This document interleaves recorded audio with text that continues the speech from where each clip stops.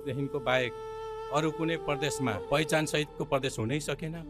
अब यो प्रदेशलाई हाम्रो किरात लिम्बुवान प्रदेश बनाएर छर्छ।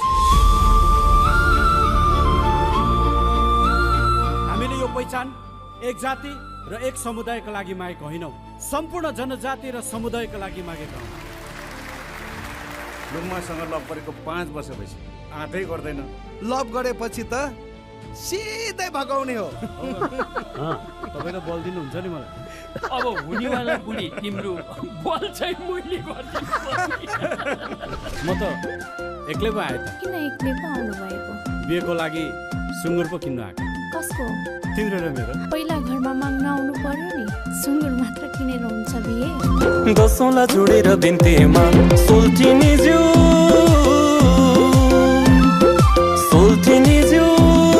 यो जानै छिन्तेमा यो जानै छिन्ते। आजकल यो पहिचानवादीहरूको चहल पहल आक्रामक रूपले मौलाइरहेको छ। यिनीहरूलाई यतिकै छाड्ने हो भने हाम्रो अस्तित्वमाथि प्रश्न उठ्न सक्छ। यो देशको कानुनले वाक स्वतन्त्रता प्रदान गरेको छ। आफूले चित्त नबुझेको कुरा राख्न पाइन्छ। आज भएको प्रदेश नम्बर 1 को क्याबिनेट बैठकबाट प्रदेश नम्बर 1 को नाम किरात लिम्बुवान अस्वीकृत गरी कोशी प्रदेश नामाकरण गरेको छ।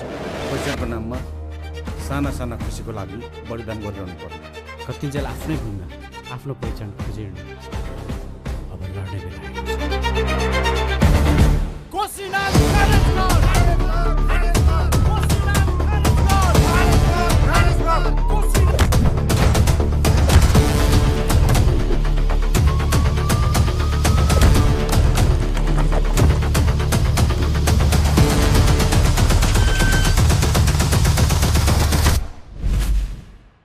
यही लडाइँ लड्दा लड्दै ज्यानै बलिदान दिनु परे पनि म पछि हट्दिनँ।